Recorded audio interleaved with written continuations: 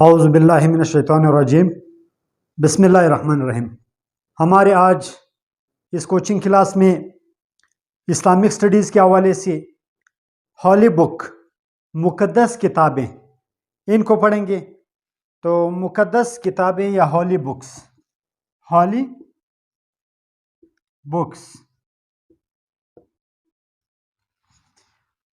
Books کو پڑھنے سے پہلے آپ کو بتاتا چلوں کہ آپ رسول اور نبی میں فرق کرنا سیکھیں۔ رسول اور نبی، ڈفرینشیٹ بٹوین رسول اینڈ نبی۔ رسول، نبی دو الگ کیٹیگری ہیں۔ رسولوں کی تعداد وائیول میں بھی پوچھا جاتا ہے، آپ کے ایم سی کیوز میں، آپ کے جو آبجیکٹیو سوالات بنتے ہیں اس میں بھی پوچھا جاتا ہے۔ رسولوں کی تعداد 313 ہے، 313، جبکہ نبی 1,24,000، کم و بیش ایک روایت میں 8 لاکھ تک نبی آئے ہیں۔ تو ڈیفرینشیٹ بٹوین رسول اینڈ نبی، تو اس میں جو بنیادی فرق ہے وہ یہ ہے کہ رسول وہ صاحب شریعت ہوتا ہے، ایک نئی شریعت اپنے ساتھ لاتا ہے۔ شریعت، what do you know about شریعت؟ شریعت کے بارے میں آپ کیا جانتے ہیں؟ تو شریعت is Islamic law۔ What is the definition of شریعت؟ شریعت کی تعریف کیا ہے؟ شریعت کی تعریف یہ ہے کہ اسلامی قانون کو جو اللہ تعالیٰ کی طرف سے پیغمبر پر وحی کے ذریعے نازل ہوتا ہے اور دنیا کے انسانوں کی ہدایت اور رہنمائی کے لیے ہوتا ہے، اس قانون کو شریعت کہا جاتا ہے۔ جبکہ نبی وہ ہوتا ہے جو اللہ تعالیٰ کی طرف سے فرستادہ ہوتا ہے، اللہ تعالیٰ کی طرف سے اس کی بعثت ہوتی ہے، اللہ رب العزت کی طرف سے اس کے پاس پیغام آتا ہے، فرشتہ آتا ہے، لیکن وہ صاحب شریعت نہیں ہوتا ہے، بلکہ اپنے سے پہلے جو پہلا نبی ہے، اپنے پیریڈ سے پہلے نبی کے شریعت کو فالو کرتا ہے۔ اس کی مثال میں آپ کو دیتا ہوں۔ یہاں پر ہمارے ساتھ موسیٰ علیہ السلام ہے، موسیٰ علیہ السلام رسول ہے۔ ایک بات اور آپ کو بتاتا جاؤں، رسول نبی بھی ہوتا ہے، رسول کو نبی بھی کہہ سکتے ہیں، جبکہ نبی کو آپ رسول نہیں کہہ سکتے ہیں۔ تو موسیٰ علیہ السلام رسول ہے، ایک نئی شریعت لائے ہیں۔ کون سی شریعت؟ موسیٰ علیہ السلام پر ایک کتاب نازل ہوئی ہے جس کا نام تورات ہے، یہ تورات موسیٰ علیہ السلام پر نازل ہوا، پلس موسیٰ علیہ السلام کو 10 صحیفے بھی ملے۔ موسیٰ علیہ السلام تاریخ انبیاء کے وہ پہلے پیغمبر ہیں، وہ واحد پیغمبر ہیں جن کو کتاب بھی ملی، جن کو صحیفے بھی ملے۔ یہ بات پھر میں آپ کو ڈیفرینشیٹ کرتا ہوں، آپ کو ان کے درمیان فرق بتاتا ہوں کہ صحیفہ کیا ہوتا ہے اور کتاب کیا ہوتا ہے۔ تو یہ موسیٰ علیہ السلام کو صحیفے بھی ملے، موسیٰ علیہ السلام کو تورات بھی ملی۔ صحیفے کون کہتا ہے؟ کون سے ہمارے پاس ذرائع ہیں؟ ہمارے پاس جو واحد ذریعہ ہے وہ قرآن ہے۔ قرآن کہتا ہے صحف ابراہیم و موسیٰ۔ تورات تو کمپلیٹلی کنفرم ہے کہ موسیٰ علیہ السلام پر نازل ہوا۔ قرآن یہ بھی کہتا ہے، قرآن عظیم الشان کی ایک آیت ہے، صحف ابراہیم و موسیٰ، ابراہیم علیہ السلام پر جو صحیفے نازل ہوئے اور موسیٰ علیہ السلام پر ہم نے جو صحیفے نازل کیے کتاب کے علاوہ، اس میں یہ باتیں موجود تھی۔ تو میں یہاں پر یہ تمہید میں نے اس لیے باندھی، اس لیے میں نے آپ کو بتانا یہاں پر ضروری سمجھا۔ ہولی بکس پڑھانے سے پہلے، ہولی بکس یا آپ کی مقدس کتابیں، مقدس کتب، ان کو پڑھانے سے پہلے میں نے یہ ضروری سمجھا کہ آپ کو اس بارے میں علم ہو۔ کس بارے میں؟ کہ شریعت کیا ہوتا ہے، نبی کیا ہوتا ہے، رسول کیا ہوتا ہے۔ تو کل جو مقدس کتابیں ہیں یا ہولی بکس ہیں، جو آپ کے ہولی بکس ہیں، ان کی تعداد 104 ہے، 104 104 یہ کتابیں اللہ تعالیٰ کی طرف سے نازل ہوئی ہیں۔ ابھی ہم ڈفرینشیٹ کرتے ہیں ان کے درمیان۔ یہ جو ہے 100 صحیفے اور پلس 4 بکس، یہ ہوئے 104۔ 104 کل ہمارے پاس حضرت جبرائیل امین کے ذریعے جو صحیفے آئے ہیں یا کتابیں آئی ہیں ان کی تعداد 104 ہے، جس میں سے 100 صحیفے ہیں، مختلف پیغمبروں پر، مختلف رسولوں پر ان کا نزول ہوا ہے، جبکہ 4 الہامی کتابیں ہیں۔ تو صحیفہ کیا ہوتا ہے اور کتاب، اس کے ہم کیا تعریف کر سکتے ہیں؟ صحیفہ چھوٹا ہوتا ہے، اس کے احکامات چھوٹے ہوتے ہیں، یہ شریعت مختصر ہوتی ہے، جبکہ کتاب بڑی ہوتی ہے۔ صحیفے کو آپ پیمپلیٹ کہہ سکتے ہیں،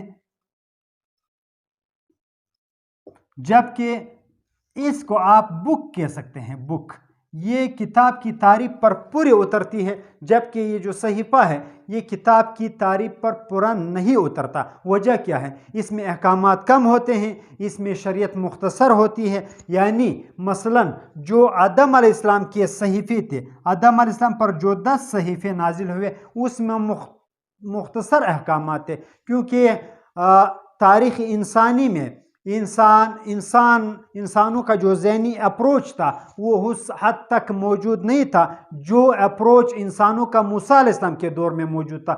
جتنی ایڈوانسمنٹ، جتنی ترقی موسیٰ علیہ السلام کے دور میں ہوئی، اس نسبت سے یہ صحیفہ چھوٹا تھا، جبکہ موسیٰ علیہ السلام کی کتاب بڑی تھی۔ تو یہاں پر آتے ہیں، سب سے پہلے صحیفے کتنے ہیں؟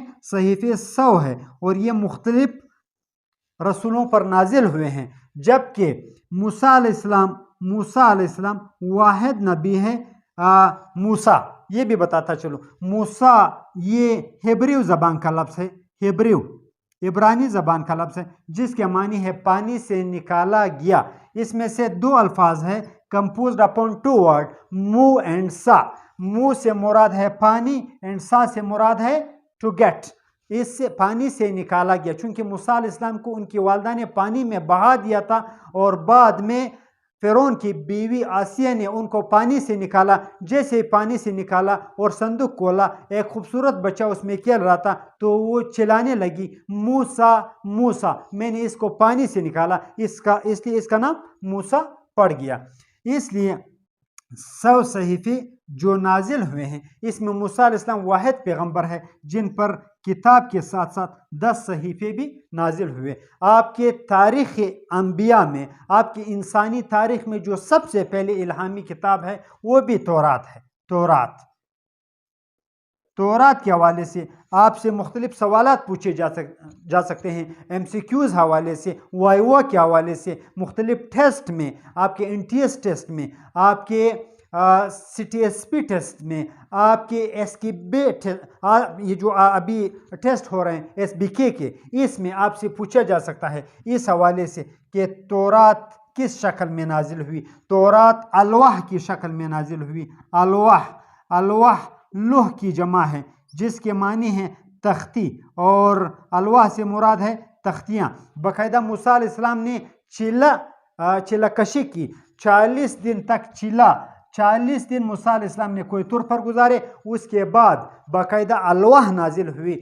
تورات کی تختیاں باقاعدہ اتاری گئی، پتھر کی تختیوں کی شکل میں، جس کو بنی اسرائیل نے ایک بڑے کاروان، اونٹوں اور کچروں کے بڑے کاروان پر اس کو لاد کر کے اپنی آبادیوں میں لے گئے، اور موسیٰ علیہ السلام نے ان کو بتایا کہ یہ کتاب نازل ہوئی ہے اور آپ نے اس کتاب کو فالو کرنا ہے۔ تورات واحد کتاب ہے جو وحی کے ذریعے تو نازل ہوئی، لیکن موسیٰ علیہ السلام کے دل پر بھی نازل ہوئی۔ موسیٰ علیہ السلام مکمل اس کو یاد بھی کر گئے، اور الواح کی شکل میں، تختیوں کی شکل میں یہ نازل بھی کی گئی اور بنی اسرائیل کو یہ دی گئی۔ اس کے بعد جو دوسری کتاب ہے وہ زبور ہے۔ زبور کس پر نازل ہوئی؟ حضرت داؤد علیہ السلام پر نازل ہوئی۔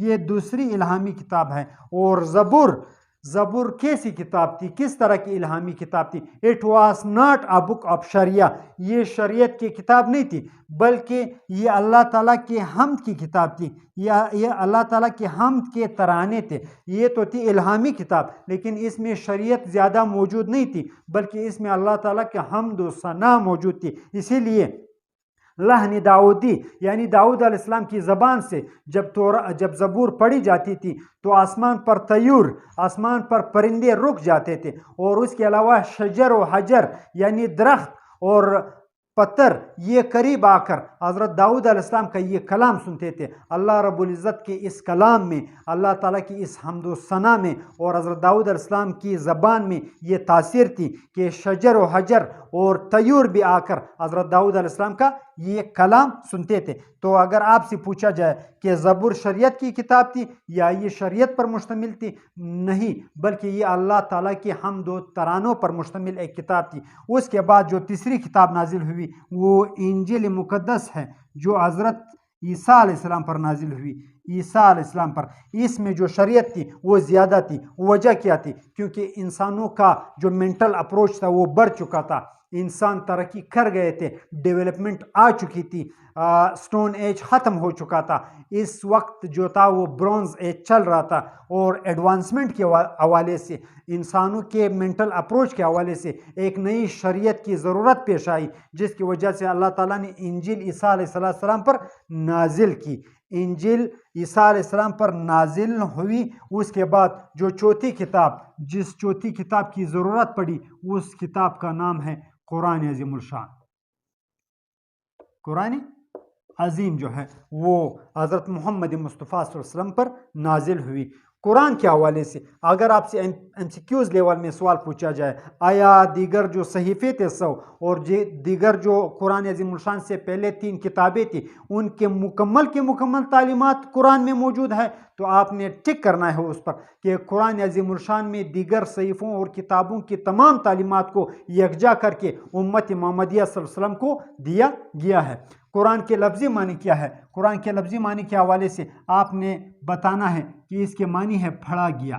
پڑھا گیا وہ کتاب جس کو پڑھا گیا ہو، جس کو یہ اللہ کا کلام ہے، اللہ رب العزت نے پڑھا، فرشتوں نے پڑھا، پیغمبر صلی اللہ علیہ وسلم نے پڑھا، انسانوں نے پڑھا، ابھی تک پڑھ رہے ہیں، اور تا قیامت آخری انسان جو ہے اس کو پڑھتا رہے گا، جب تک قرآن عظیم الشان کے الفاظ جو قرآن عظیم الشان کے الفاظ ہیں، جب تک وہ دوبارہ اٹھا نہیں لیے جاتے، اس وقت تک قیامت نہیں آئے گی، اس وقت تک یہ کتاب جو ہے وہ لوگ، دنیا کے انسان وہ پڑھتے رہیں گے۔ تو قرآن عظیم الشان کس طرح؟ قرآن عظیم الشان وحی کے ذریعے، ریویلیشن کے ذریعے، ریویل کے ذریعے جو ہے حضور صلی اللہ علیہ وسلم پر نازل ہوئی، اور اس طرح قرآن عظیم الشان کے نزول کے ساتھ ہی وہ تکمیل ہوئی۔ کس چیز کی تکمیل ہوئی؟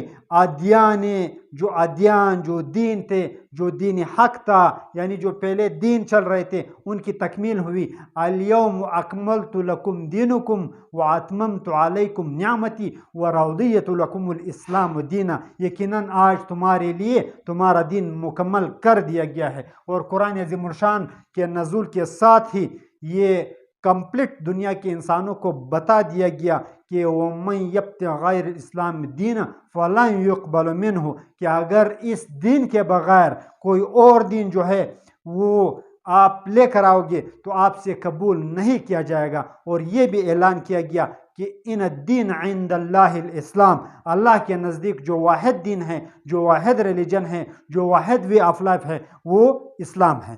تو اس قرآن عظیم الشان کے نزول کے ساتھ ہی آپ کا دین مکمل ہو چکا ہے۔ تکمیل انسانیت کا مینٹل اپروچ کے حوالے سے وہی کتاب نازل ہو چکی ہے جو تا قیامت انسانوں کی تمام ضروریات کو پورا کر سکتی ہے۔ تو آج کہ آپ کی اس مقدس کتب یا ہولی بکس کے لیکچر میں بس اتنا ہی۔ مزید بتاتا چلوں کہ چینل کو سبسکرائب کریں اور سائٹ پر دیا ہوا آئیکن کا بٹن دبانا نہ بھولیں، تاکہ اس طرح کے کوچنگ ویڈیو سے بر وقت خبردار رہنے کے لیے آپ کو بر وقت جو ہے وہ نوٹیفیکیشن وہاں پر آپ کو مطلع کرتا چلے کہ نئے ویڈیو اپلوڈ ہو چکی ہے۔